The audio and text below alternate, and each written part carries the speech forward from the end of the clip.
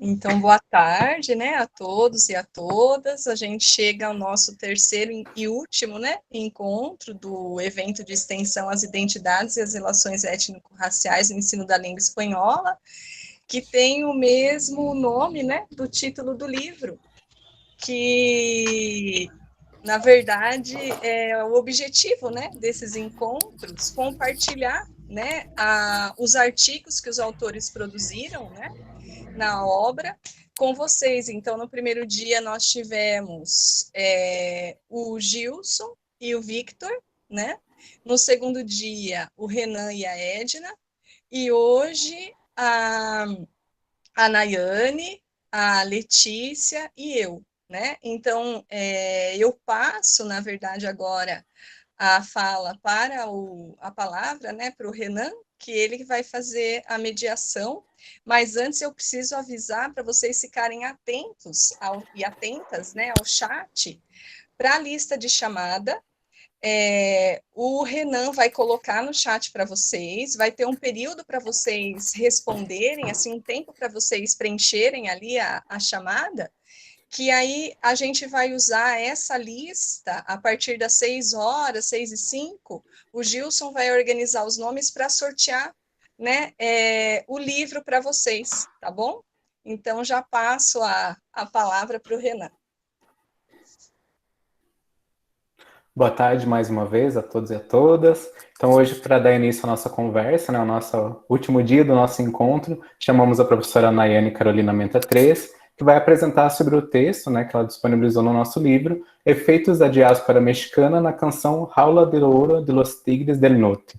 Então, a professora Nayane é doutora em letras pelo PLE da Universidade Estadual de Maringá, na linha de campo literário e formação de leitores, com período de pesquisa desenvolvido na Universidade de Extremadura, Espanha.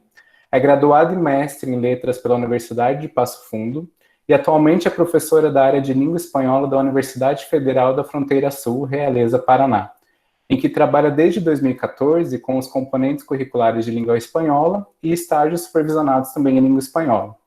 Desempenha também o papel de formadora do Plano Nacional de Leitura de Portugal em curso remoto, é professora associada à PIPR e esteve no cargo de vice-presidente da PIPR por 2 biênios, nos períodos entre 2016 e 2018 a 2020. Então, Nayane, muito prazer, a gente agradece a tua disponibilidade de estar aqui com a gente. Você tem em torno de 15 a 17 minutos para fazer a sua fala. Pode começar, agradeço mais uma vez. Obrigada, Renan. Obrigada ao convite e uma boa tarde a todos. Eu vou iniciar, então, compartilhando a tela para poder iniciar a conversa.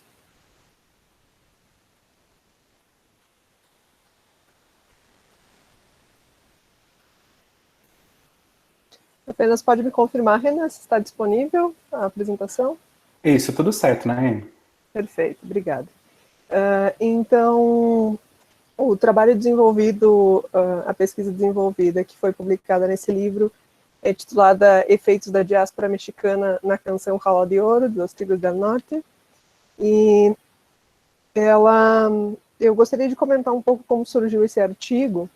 Na verdade, eu realizo pesquisas sobre fronteira já há alguns anos, mas a questão da diáspora, ela surgiu para mim através de um componente, enquanto eu estava realizando o doutorado na UEM, numa disciplina que se chamava Multiculturalismo e Diferença, Narrativas do Sujeito, em que eu acabei analisando uma obra, Los Dos Compadres, de Justo Alarcón, e acabei me aproximando um pouco mais dessa relação de fronteira entre México e Estados Unidos, fronteira que já era uma temática trabalhada por mim, mas voltando um pouco o olhar para as questões da diáspora.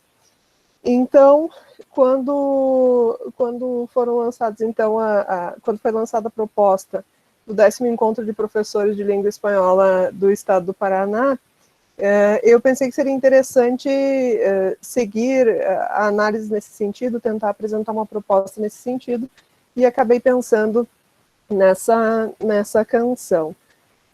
Por coincidência, no mesmo ano em que eu apresentei no Ampli esse trabalho, essa canção, ela apareceu na prova do Enem.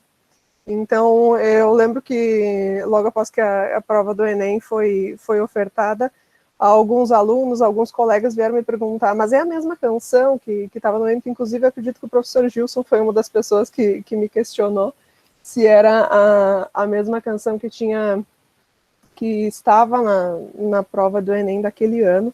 E aí foi uma feliz coincidência. Nós aqui, enquanto professores de espanhol, acompanhando as provas do Enem, sabemos e podemos classificar mais ou menos aí em 3 etapas diferentes de perfil das provas de Enem, pelo menos, né? E então aconteceu a coincidência de acabar trabalhando com essa canção que também apareceu na prova do Enem no mesmo ano. Bom, então, trazendo um pouco essa questão da diáspora, né, reconhecendo como um fenômeno histórico, é marcado pela relação de muitos povos com o seu local de origem e o deslocamento para outro território. Então, diversos povos eles passaram por esses efeitos diaspóricos e existem motivações distintas para que isso ocorra. Muitas vezes são motivos de guerra, relações traumáticas, econômicas, entre outros. Teoricamente, nós podemos destacar, a partir de Reis, pelo menos 3 etapas críticas da diáspora ao longo da história, né? Nós teríamos um primeiro período que seria um período clássico, em que se reconhece principalmente o efeito diaspórico do povo judeu. Nós temos também como destaque o caso da escravidão ali no período caracterizado como moderno, e agora no contemporâneo a teórica destaca a diáspora que ocorre dos mexicanos para os Estados Unidos, que é em que se encontra a análise que nós vamos verificar hoje. Então, com a ascensão do governo Trump ao poder dos Estados Unidos, trouxe à tona questões de preconceito, posses de território, exclusão social, toda essa questão da construção do muro para separar a fronteira entre os Estados Unidos e México. Então, eu acredito que era, sim, um assunto pertinente na época para propor, para apresentar esse trabalho. Enquanto professores de língua espanhola, nós precisamos estar atentos ao que ocorre no mundo hispano-falante, desenvolver trabalhos que se relacionem com esses aspectos culturais também. Então, para isso, foi necessário teorizar um pouco sobre diáspora, sobre fronteiras, sobre identidade, e a proposta era a análise da canção Jaula de Ouro, do grupo Los Tigres del Norte, analisando alguns aspectos da diáspora contemporânea, principalmente a questão de pertencimento e a questão econômica. Bom, então, segundo Reis, no contexto da globalização, existem exemplos de diáspora, de buscas por oportunidade, né, cujo deslocamento surge devido a situações que não são traumáticas nem associadas a desastres, na qual se encaixaria essa diáspora mexicana. Howell também define que, na situação da diáspora, as identidades elas se tornam múltiplas. Então, a partir desse contato social, acabam se adquirindo novas características culturais, se propaga a sua própria cultura e também gerando essas identidades múltiplas nesse contato entre os mexicanos e o novo território. Em qualquer caso, as culturas sempre se recusaram a ser perfeitamente encurraladas dentro das fronteiras nacionais, elas transgridem os limites políticos, e isso nós notamos a partir também da letra da canção. Essa canção, ela pertence a um álbum de 84, ela é do ritmo chamado nortenho, por ter se desenvolvido aí no norte do México, também nessa região de fronteira. É um ritmo que é datado da década de 60, mas que segue atual até hoje, que é escutado ainda fortemente no México. Bom, essa canção ela foi regravada pela cantora Julieta Venegas, e foram modificados, então, ocorreram adaptações nos arranjos, teve mudança no ritmo, mas a temática segue sendo atual e também acabou renovando esse público que acompanhou essa música, que já era um pouco antiga, lá dos anos 80. Então, passando para a letra dessa canção, nós vamos notar alguns aspectos que foram utilizados para análise. Por exemplo, o efeito diaspórico desse deslocamento, né? Quando é dito, aqui estou estabelecido, en los Estados Unidos, 10 años pasaron ya, en que crucé de mojado, papeles no he arreglado, sigo siendo un ilegal. Então, caracterizando quando isso teria acontecido, já se passaram 10 anos, e essa realidade, para esse eurico, ainda não se modificou, segue legal, ainda não conseguiu a documentação. É uma marca de como estaria essa situação diaspórica para o eu lírico. No caso do lar, lugar e pertencimento, nós podemos notar na letra também, na parte: tengo mi esposa y mis hijos, que me los traje muy chicos, y se han olvidado ya de mi México querido, del que yo nunca me olvido y no me puedo regresar. Então, a relação desse deslocamento diaspórico com a família, né? Existe uma relação de pertencimento muito ao país de origem, ao México, e isso é marcado por esse eu lírico, mas não tanto pelos outros membros da família, que já estariam, então, mais adaptados ao novo país. Nós encontramos também características identitárias, em que podemos destacar a língua e também características físicas, quando se remete na canção a mis hijos no hablan conmigo, otro idioma han aprendido y olvidado el español, piensan como americanos, niegan que son mexicanos, aunque tengan mi color. Então, nós temos aí as características identitárias do idioma, da questão da cor da pele, e como isso vai se apagando a partir do momento em que se passam as gerações, não é? Como nós temos caracterizado, geralmente a primeira geração que vai aos Estados Unidos, caracterizada ainda como mexicano, e a partir da segunda geração, já analisadas como e chamados como ticanos, né, que já vão se adaptando mais ao país, adquirindo mais as questões identitárias do local então, em que estão vivendo.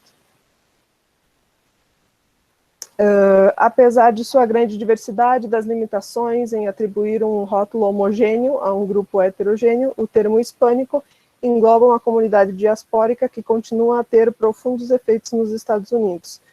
Aí é uma análise em que faz Reis com relação a utilizar o termo hispânico para qualquer outro latino-americano que esteja vivendo nos Estados Unidos. Isso acaba acontecendo, né? E tem relação, então, quando nós analisamos essa questão da cor da pele ou de outras características físicas que não são apagadas e que a população dos Estados Unidos continua reconhecendo essas pessoas, por mais que já tenham nascido nos Estados Unidos, como então descendentes, como hispânicos nessa questão, inclusive, de segregação. Temos também a marca da ilegalidade, que antes aparece nos documentos, né? Mas aqui um pouco mais nessa questão de consequência, né? De como a questão da ilegalidade afeta a vida desse eu lírico, na descrição da letra, em que se diz: de mi trabajo a mi casa, yo no sé lo que me pasa, que aunque soy hombre de hogar, casi no salgo a la calle, pues tengo medo que me hallen y me puedan deportar. Então, o quanto isso afeta a vida desse eu lírico e o quanto existe aí a consequência da ilegalidade, o medo de ser deportado. Encontramos aí também essa vontade de ficar no lugar porque precisa, por demandas econômicas, enfim.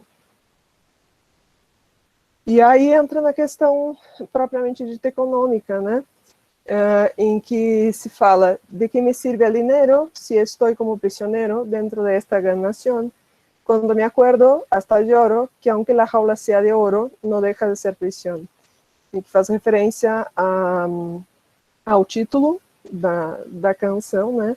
e o quanto esse motivo econômico vale a pena ou não, já que se está dentro dessa grande nação, mas vivendo uma situação muito triste, identificando aí como essa prisão, mesmo sendo de ouro. Podemos destacar como considerações, então, que essa canção ela é uma expressão artística que dá voz ao sentimento do povo mexicano que migrou aos Estados Unidos, que é representativa. Não é à toa que essa regravação da Julieta Venegas acaba corroborando que a letra segue sendo atual, né? E é um assunto pertinente. A diáspora mexicana ela segue ocorrendo, a transculturação entre os povos mexicanos e estadunidenses segue sendo desenvolvida, transformada, adaptando-se a novos paradigmas e também consolidando alguns aspectos já antigos, já marcados. A questão do pertencimento, ela aparece com relação aos descendentes mexicanos que passam a adotar costumes dos Estados Unidos, né, adotam o inglês como sua língua, e acabam gerando também algum aspecto de apagamento na questão da tradição, né. Apontam-se que as características físicas não permitem o apagamento de sua origem, então, mesmo que se apague com a questão da língua ou com sentir-se pertencente a esse novo país, existem algumas características que não podem ser apagadas, que é o caso das características físicas, em que ainda são reconhecidos, então, como mexicanos ou como chicanos. E a canção retrata as consequências pós-diáspora, né? Seria um exemplo do que nós podemos encontrar. É claro que temos outras obras que podem ser atualizadas, inclusive nós temos um filme que também se chama Rala de Ouro, acho que mais de um filme que se chama Rala de Ouro, e que servem então um pouco de exemplo a os efeitos dessa pós-diáspora mexicana. E aqui as referências, então seria mais ou menos isso. Acredito que não passei o tempo. Não, certinho, cronometrado, né? Obrigado, né, pela exposição e parabéns pela relevância da temática da diáspora africana e a possibilidade também da letra de música, né, de trabalhar em sala também, né, essa possibilidade dessa discussão com nossos alunos, enfim. E temos uma pergunta para você da Laura, Nayane. A Laura gostaria que você falasse um pouquinho dos 3 estilos de provas do Enem, por gentileza. Certo. Na verdade, o que acontece? Aqui na Universidade Federal da Fronteira Sul, nós acabamos ofertando alguns cursos pré-ENEM, eu acredito que isso seja comum em outras universidades também, e para chegar a isso, nós acabamos fazendo algumas análises com os nossos alunos. Então, nós temos, o que eu falo nesses 3 períodos, digamos, da prova do Enem, seria com relação a que existem, se for analisadas as primeiras provas do Enem, elas não são tão semelhantes às outras questões de outros componentes curriculares.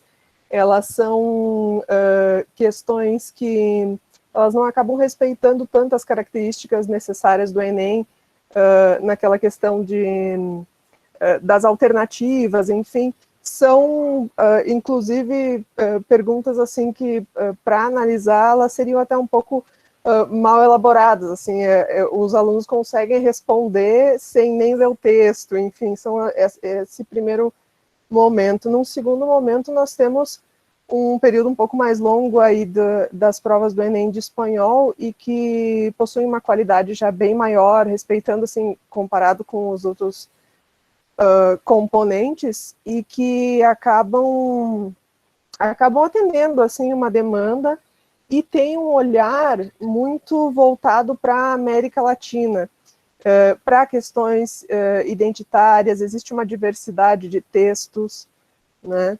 E nós temos uma última etapa agora que é recente e que parece modificar um pouco o estilo, inclusive, de texto escolhido para as provas do Enem.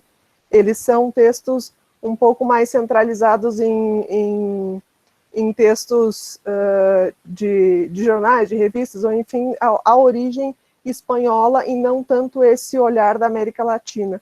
Então é isso que a gente acabou destacando um pouco quando, entendendo esse perfil, não era a primeira vez que eu tinha acertado um texto ou uma temática que fosse para a prova do Enem. Quando eu trabalhava com os alunos, acabava acertando algumas coisas por esse perfil. Quando a gente consegue acompanhar esse perfil das provas do Enem, acaba identificando alguns aspectos em comum. Seria mais ou menos isso. Obrigado, Nayane. A Laura comenta aqui, muito importante essa abordagem, ótima apresentação. Pessoal, lembrando também que vocês podem direcionar as perguntas via chat, que depois eu faço para as professoras. Alguma pergunta aqui? Renan, só um comentário. Pode falar. A Júlia, ela falou a respeito que é visível a diferença nas escolhas do texto após a mudança do governo. É isso mesmo, não cheguei a falar a questão do governo, mas é visível isso, a qualidade e a diferença das provas de espanhol nesse sentido, as escolhas dos textos também. Exatamente. Obrigado, Nayane. Então, a gente passa a dar continuidade agora para outro momento. Se tiverem mais perguntas, a gente direciona depois. Ou pode fazer agora. Eu queria fazer uma, Renan, para a Nayane. Pode fazer. Com relação à língua espanhola, a presença da língua espanhola nos Estados Unidos. Eu comecei a assistir uma série da Netflix porque estava com o título em espanhol. Falei, vou colocar ali para eu assistir a série, né? 100 Dias para Enamorarnos. E se passa no Texas. E no começo eu não tinha, né? Eu vi assim só o anúncio, não sabia que se passava no Texas. E aí ela é toda falada em espanhol. São filhos de mexicanos, né, que na maioria ali moram no Texas, e aí os filhos desses filhos, assim, adolescentes, também só falam em espanhol, na escola só falam em espanhol, às vezes eles começam a falar inglês, são todos fluentes, inglês também, né, mas eles começam a falar inglês, já mudam para o espanhol, aí faz uma mescla. Eu achei bem interessante, né, na cidade de Austin. E aí eu queria ver se você pode comentar um pouquinho assim para a gente sobre essa presença, né, da língua espanhola nos Estados Unidos. Certo.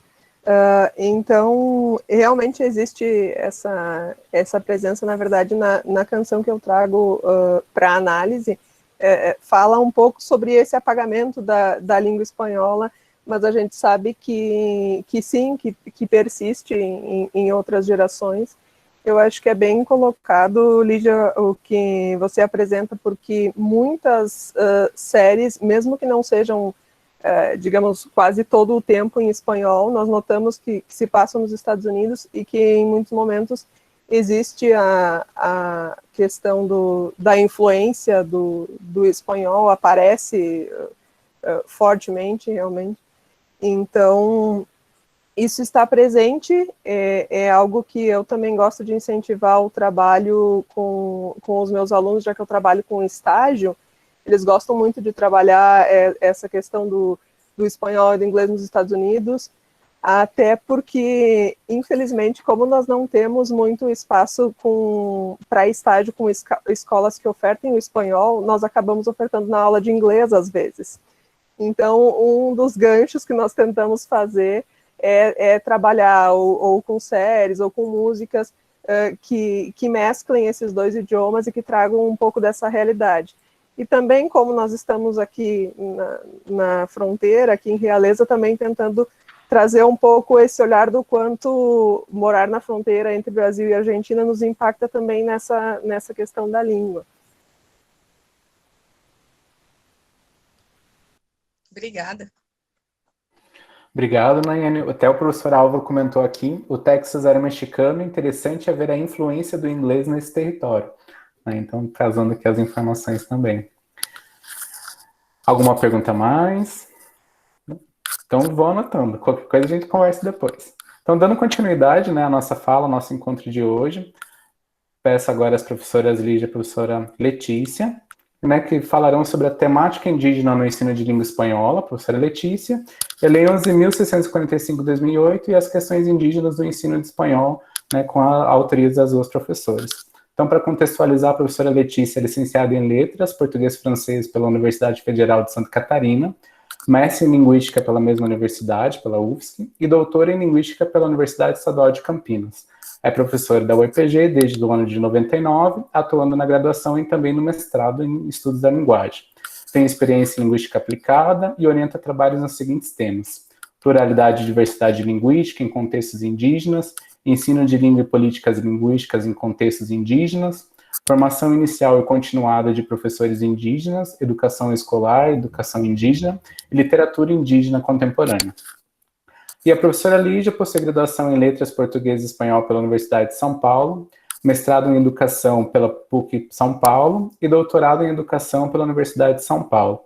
Foi pró-reitora de graduação em 2018 a 2020, é professora também aqui da UEPG, do Departamento de Estudos da Linguagem, também no mestrado, e atua com a temática ensino-aprendizagem de línguas e literatura, literatura indígena brasileira, políticas linguísticas, decolonização do conhecimento e interculturalidade.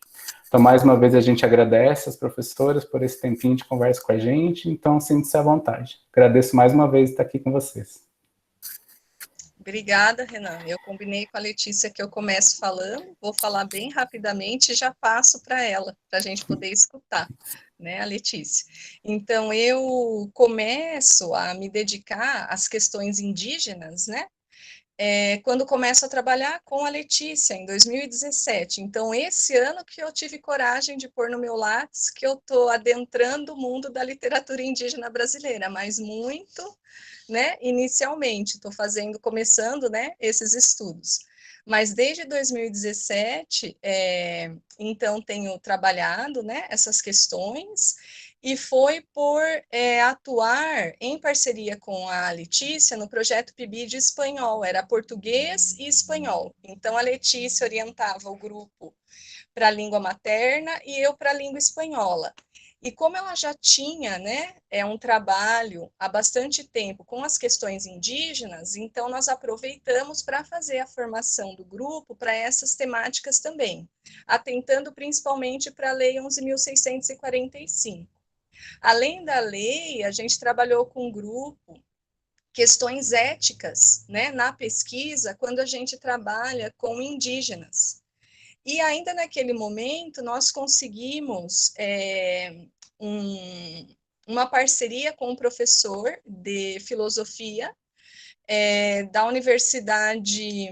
uma universidade argentina, né, o Manuel Fontenla, que trabalhava a filosofia dos povos indígenas da Argentina, no curso dele, e veio conversar, né, com o nosso grupo. Ele fez uma série de atividades, né, de palestras. Então, nós fizemos essa formação inicial com os nossos pibidianos e nossas pibidianas. E naquele momento, a Letícia tinha um material de histórias escritas em língua portuguesa e em Guarani Embiá, do Nelson Florentino, que ela vai depois contar um pouquinho mais, né, essa história. E aí ela precisava naquele momento organizar a digitação do material para fazer a publicação. E foi comentando isso, né, comigo: olha, eu tenho material, a gente gostaria de publicar, né, até o Álvaro, que está aqui acompanhando, né, a tarde de hoje, ele também estava envolvido nesse projeto, né, mas eu não tenho tempo para fazer toda a organização, digitação desse material. Eu falei: mas, gente, nós temos um grupo que está trabalhando, né, as questões do ensino de língua materna, língua espanhola, as questões indígenas, vamos trazer isso para o nosso projeto PIBID. Aí, nós organizamos com o grupo PIBID para fazer a digitação, né, desse texto, ajudar na organização desse material, e, ao mesmo tempo, fazer a tradução, não só, ele estava em português e em Guarani Embiá, e fazer a tradução para a língua espanhola, porque a gente entende que, para a gente trabalhar questões indígenas no ensino da língua espanhola, a gente precisa ter acesso a materiais, né? Quando o Manuel Fontenla, ele veio da Argentina para cá, ele trouxe uma coleção de livros. Quem se interessar, né, depois até pode me escrever, que esse material tem em PDF, que foi organizado na Argentina, pelo governo da Argentina, com os povos indígenas, com coleta, né, de relatos, de poemas, uma série de textos literários desses povos e foram organizados em espanhol e em língua materna. Então, a gente começou a trabalhar com esse material, mas também tendo material nosso, né, de comunidades indígenas nossas, nós começamos a fazer um movimento de tradução. E o Renan também, né, ajudou naquela época, ajudou, né, nesse trabalho de organizar o grupo, aí nós pensamos, né, como fazer a tradução, e enfim, conseguimos finalizar esse material, né, que também está em PDF, e quem depois, né, quiser ter acesso, também só mandar e-mail, a gente pode, né, compartilhar. Mas foi assim, né, a minha aproximação com a temática indígena, a partir da lei, né, e a partir do trabalho num PIBID, de português e espanhol, e aí convidei a Letícia para uma mesa do encontro de professores de espanhol, né, que ela participou para falar sobre essa temática, e aí passo a palavra para ela, que foi o trabalho nessa mesa que gerou o artigo. Então, vamos lá, gente. A gente organizou muito pouco, né? Deixa eu botar o tempo aqui só para não estourar. Se organizou bem rapidamente, assim, ali, estou pensando de falar isso. Eu falei, não, vai dar certo. Eu tinha pensado de falar de uma forma, mas agora eu vou inverter a partir do que você falou aqui, né? Esse livro, então, gente, olha, a gente quando trabalha com comunidades indígenas, é uma riqueza, né, enorme.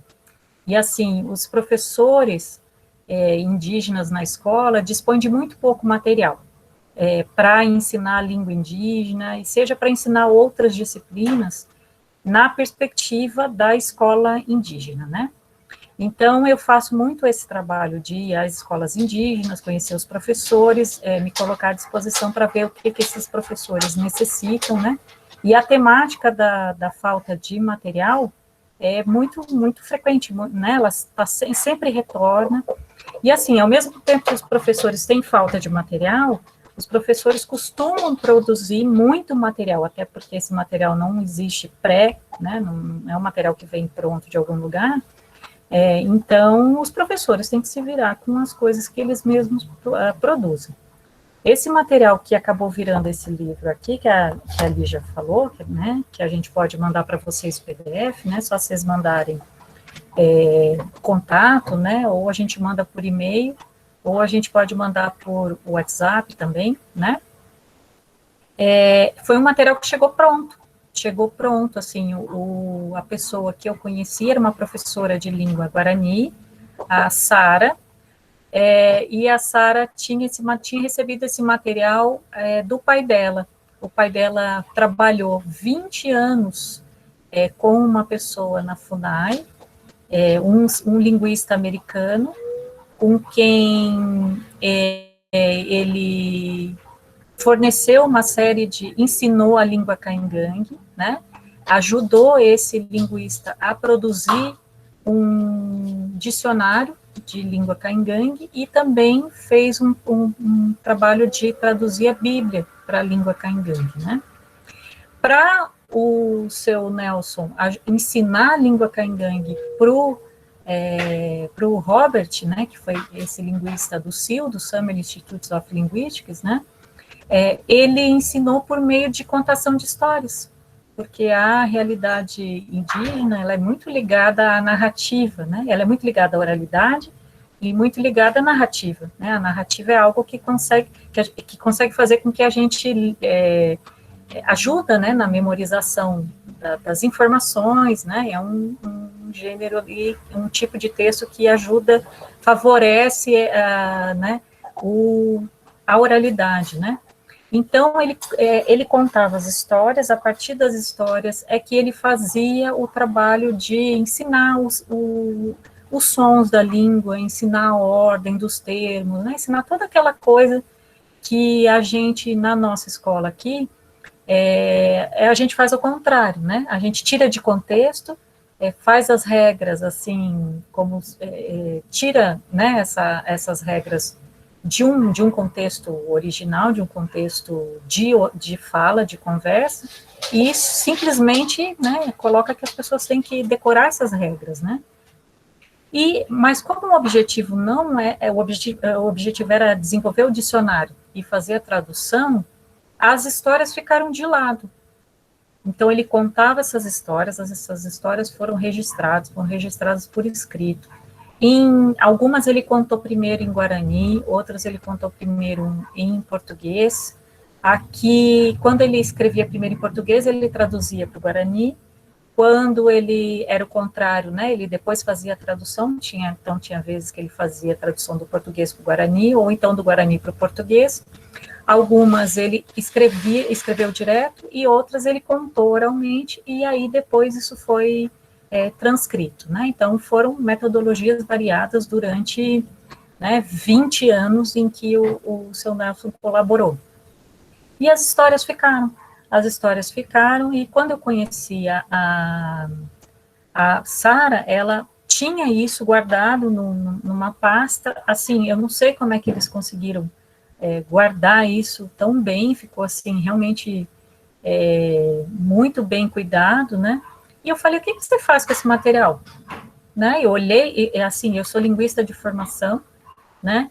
Sabia que aquilo era transcrição, sabia que tipo de transcrição que era aquilo, eu sabia que aquilo tinha vindo de um lugar, assim, muito, né?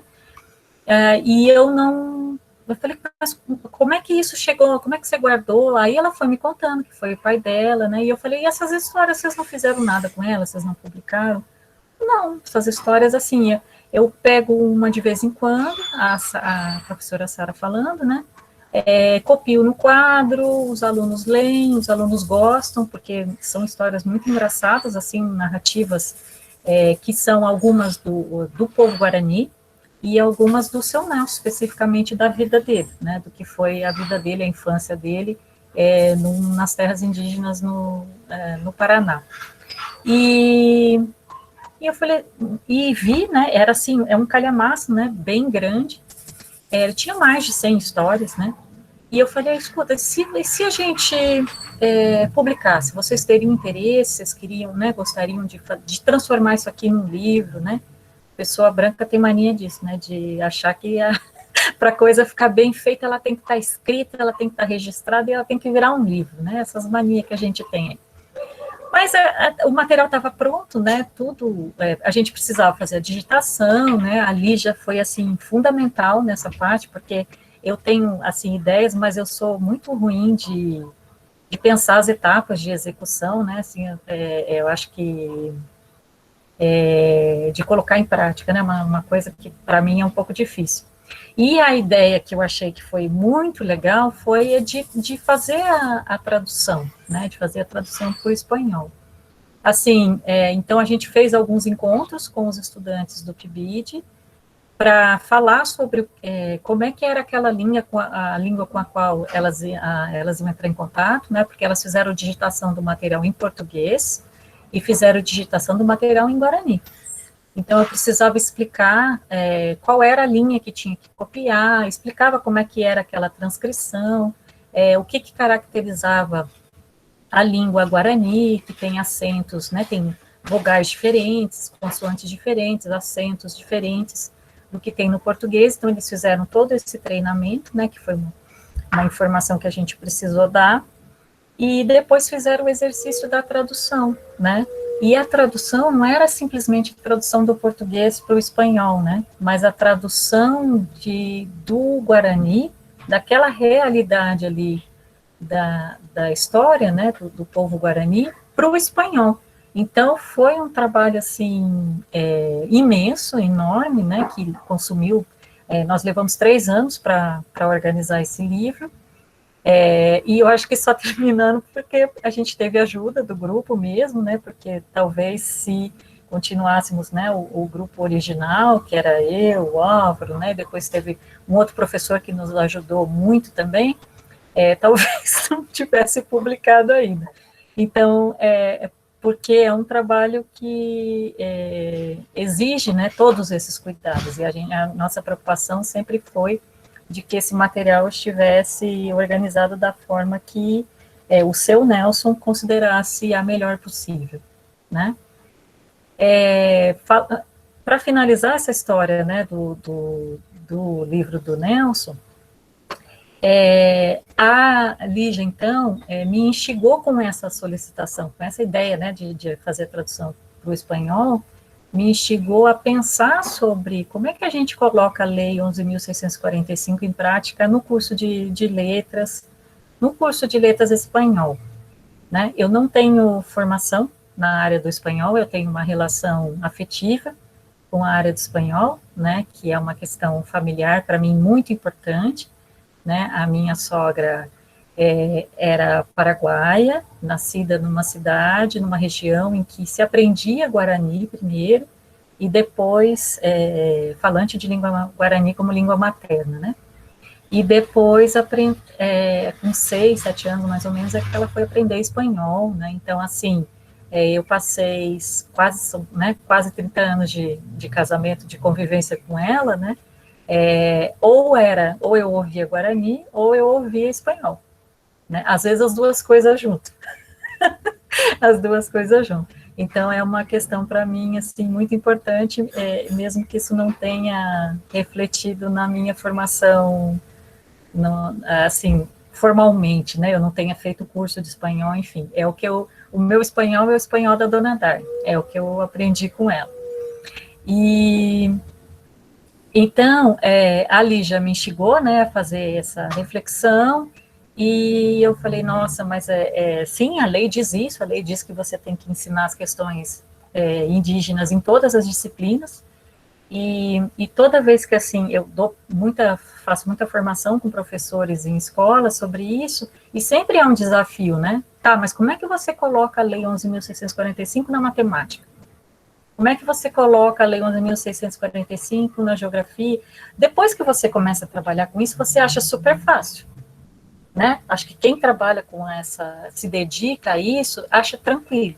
Mas para quem está começando, porque a gente tem uma formação que não é por aí, né? Olha só as nossas fontes de informação, quem são os autores que a gente estuda em literatura, né? Como é que esses autores são, né? A professora Regina Dal Castanhet tem uma pesquisa que ela fez, não sei, com muito material, em que ela chegou à conclusão de que 95% dos autores lidos dos cursos de letras são homens brancos, né, muitos europeus, né. Então, ou seja, a gente tem um acesso ao pensamento da autora feminina, e de pessoas que não se encaixam nesse perfil do patriarcado, né, assim, muito pequeno. Então, né, o acesso a escritoras é muito pequeno, e de escritores que não se encaixam nesse perfil eurocêntrico ainda menor ainda, né.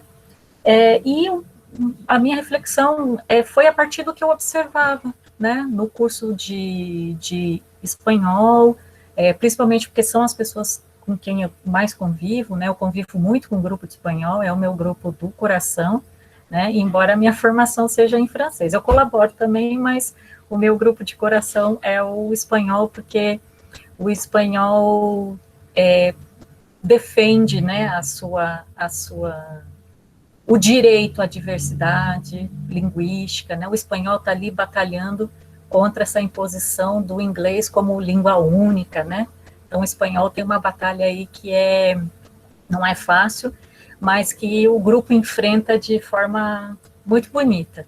E eu gosto muito de colaborar, porque essas professoras, essas colegas, minhas amigas, me inspiram muito a isso, né? E algumas coisas eu observava, né? E aí, nesse capítulo, eu discuto essas coisas que eu observava, né, no trabalho das minhas colegas, e que eu não acho que seja diferente no ensino de inglês, nem no ensino de francês. Acho que no ensino de nenhuma outra língua hegemônica, mas também nenhum ensino formal, né?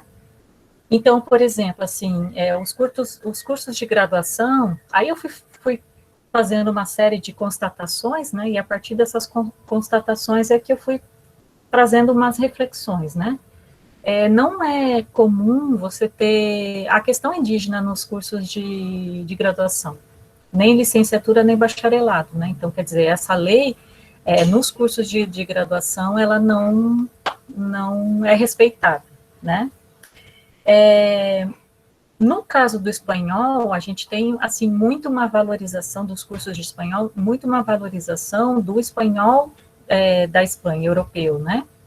E em muitos lugares, a variedade que é ensinada, ou que se pensa que se ensina, né, que se quer ensinar, é essa variedade, né? Então, a América Latina fica totalmente deixada de lado, né?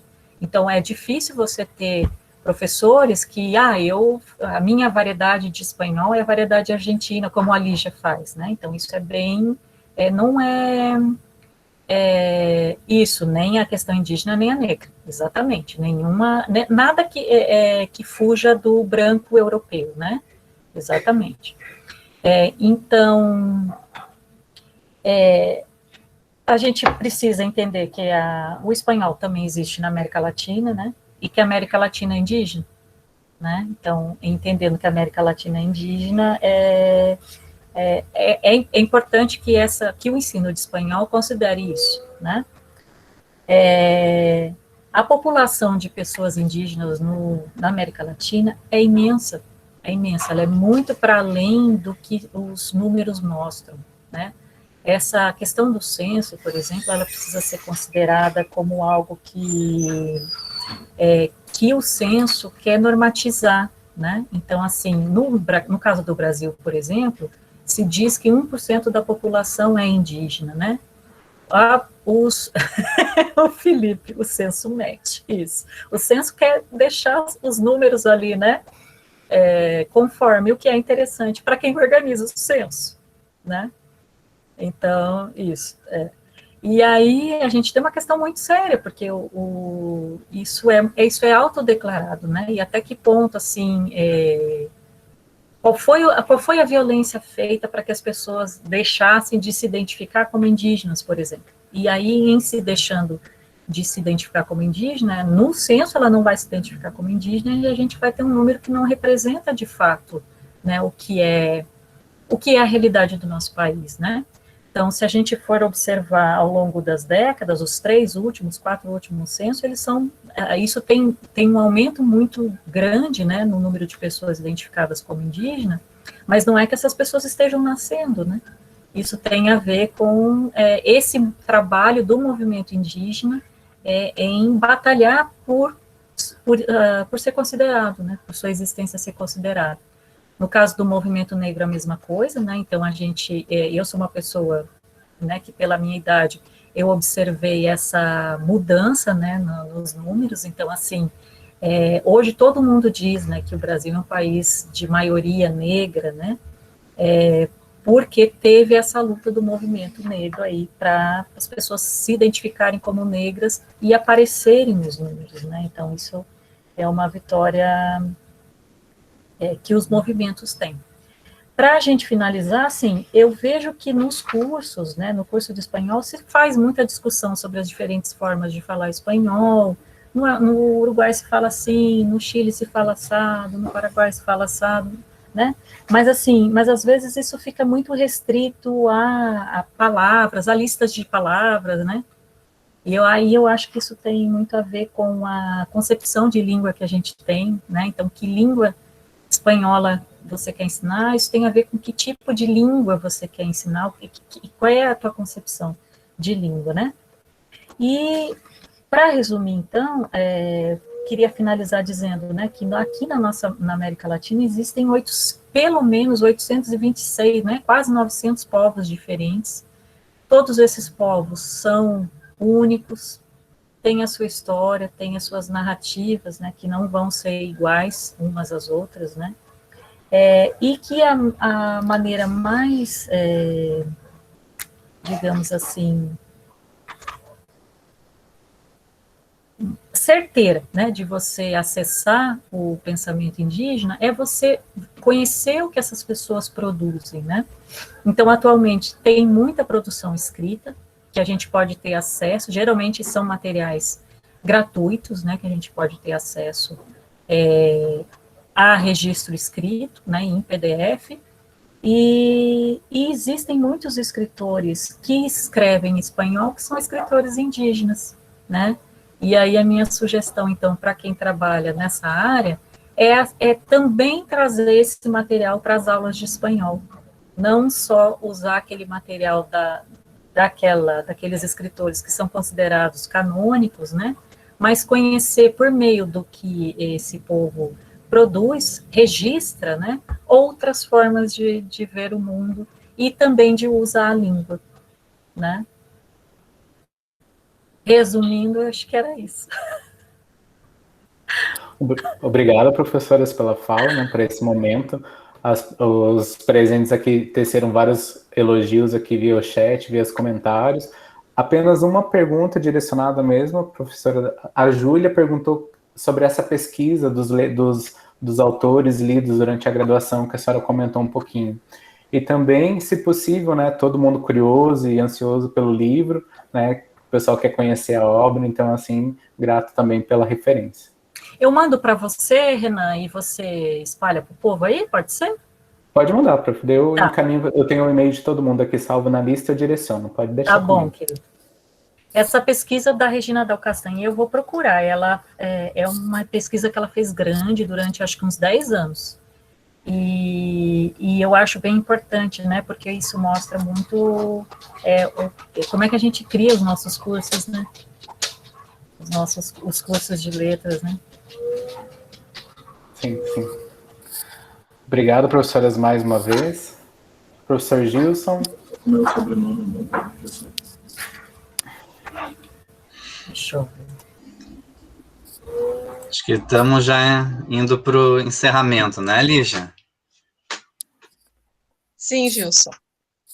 Então, acho que antes da Lígia fazer mesmo o encerramento final, né, ela é responsável maior por essa organização desse momento, essas reflexões que nós promovemos, que pelo chat, como o Renan falou, desde o primeiro encontro, as pessoas têm elogiado, se sentindo, assim, provocados a pesquisar, a ler mais, assim como eu fui provocado em outros momentos também para conhecer um pouco mais, né, essa área das identidades, né, uma área que me fascinou bastante.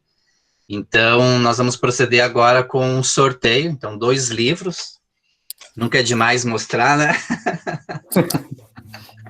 Então, nós vamos proceder aí, olha lá, até a Nayane mostrou lá, com o sorteio de 2 livros. Ah, esse aí também é importante.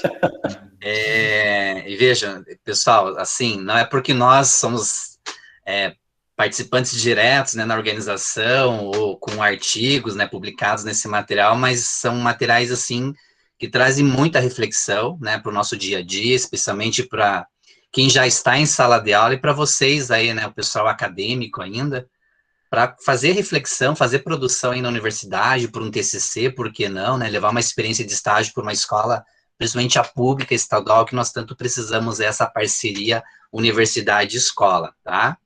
Então, nós só tecemos, assim, uns critérios para esse nosso sorteio. Então, por isso que o Renan colocou mais uma vez o link ali no chat. Então, nós já temos a relação aqui em ordem, né? Então, na medida que vocês preencheram os formulários, ele ficou numerado. Então, nós vamos fazer o seguinte. Então, aqueles que estiverem aqui, que forem sorteados, receberão um livro. Então, se eventualmente alguém não está aqui durante o sorteio, a gente procede com um novo sorteio, tá bom? Então, assim, eu vou pedir um voluntário que esteja aqui conosco nesse último encontro, que possa levantar sua mãozinha aí, que tem já essa funçãozinha nessa grande plataforma. Quem pode ser aí dos nossos participantes? Alguém levanta a mãozinha? Vamos acordar, povo. Pode ser eu, que eu sou idôneo, porque não vou participar do sorteio. Álvaro? O Álvaro não vai, porque nós já temos um livro aqui. Então tá bom. Então eu vou pedir para o Álvaro nos dizer um número entre o número 1 até o número, deixa eu ver, até o 32. Do 1 ao 32. Diz um número para nós. Qual é o nosso mesmo? 28. Nosso número é 28. 32, então. Ai. Vamos ver aqui. O 32. Eu acho que o 30... vamos ver aqui. O 32 eu acho que já tem o livrinho. Victor? Gente. Victor Romero? Já, então, Aí eu vamos de vi. 30. Já ganhei, sim. Tá bom, então vamos proceder com outro. Número 30, Álvaro? 30. E 30. Laura Mansur, está aí? Acho que aqui tem participado bastante no chat, né, Laura? Sim, sim. Aqui estou. Es que estou. ¿Me está ouvindo? ¿Está ouvindo? Sí, sí, Oi? te escuchamos. Sí. Entonces, enhorabuena, Sí, te sí, felicitamos ahí. estoy. Es que estoy.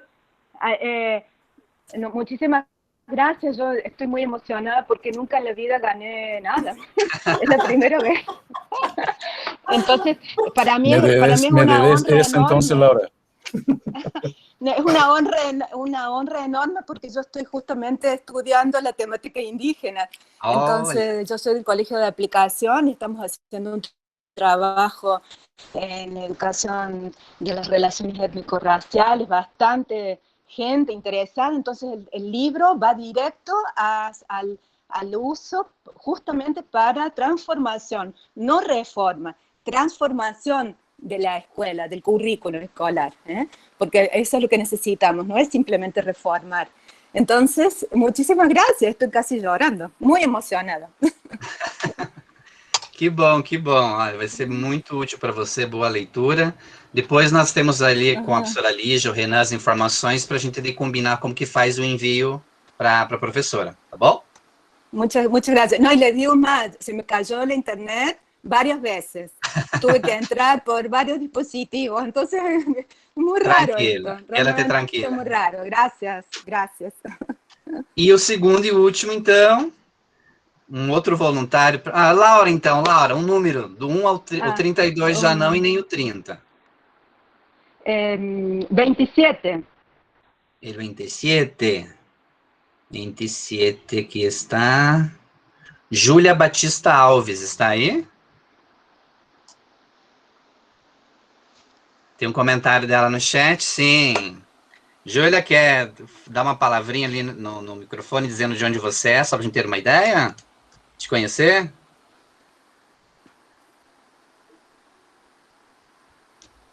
Oi, pessoal, deixa eu tirar um pouquinho aqui. Tudo bem? Em primeiro lugar, agradecer a todos os envolvidos aí pela organização do evento, dos encontros. Muito feliz em participar. Eu sou aqui de Foz do Iguaçu, sou docente aqui na UNILA, Universidade Federal de Integração Latino-Americana. Olha, finalizamos com chave de ouro, integração latino-americana.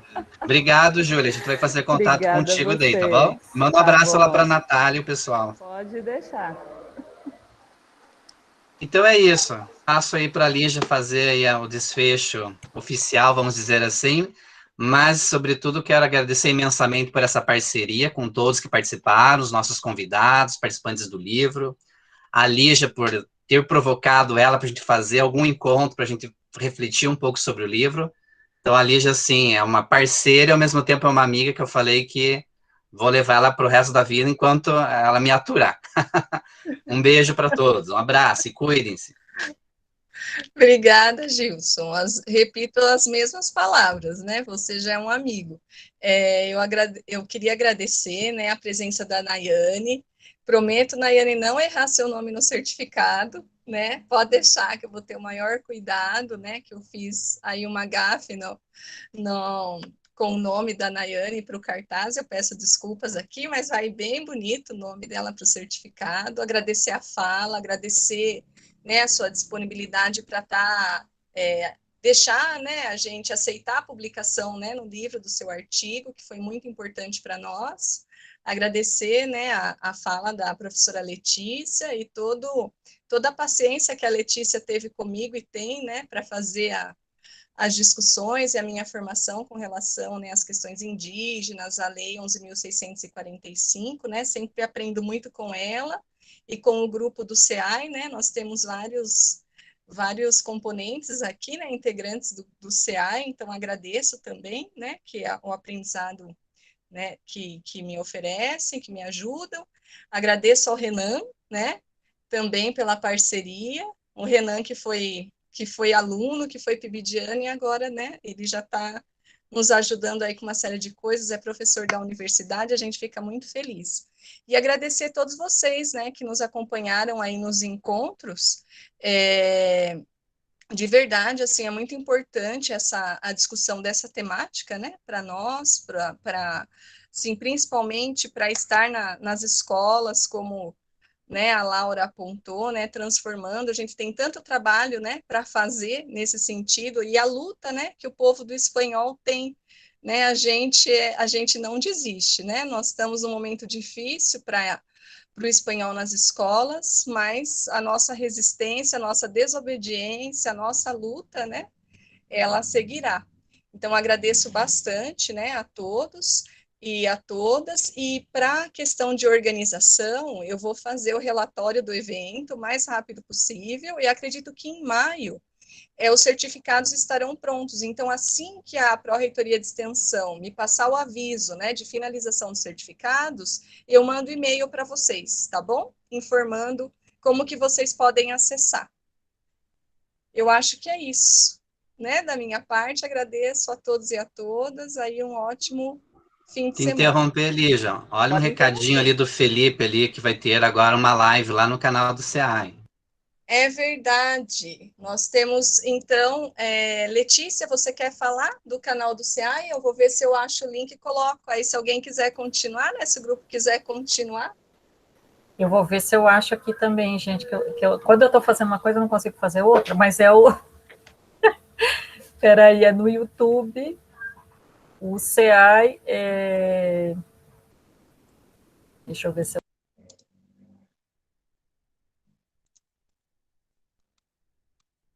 Eu já achei aqui, eu vou pôr no chat. A Lígia sempre é mais ligeira que eu, não adianta nem tentar. Isso mesmo. Tá bom? Isso, aí a gente vai fazer uma discussão lá sobre direitos indígenas que não são respeitados, né? Nós vamos ter 3 pessoas de formações diferentes, um estudante indígena egresso aqui da nossa universidade, formado em agronomia, né? Uma estudante egressa do curso de letras, que vai falar sobre a questão cultural da importância do nome indígena, e uma mestranda da PUC na área do direito, que fala sobre, né, que vai falar sobre quais são as normativas, né, que dão o direito de as pessoas indígenas terem o seu nome, né, nos seus registros. Obrigada, Letícia. Obrigada, né? Obrigada a todos vocês. e a todas.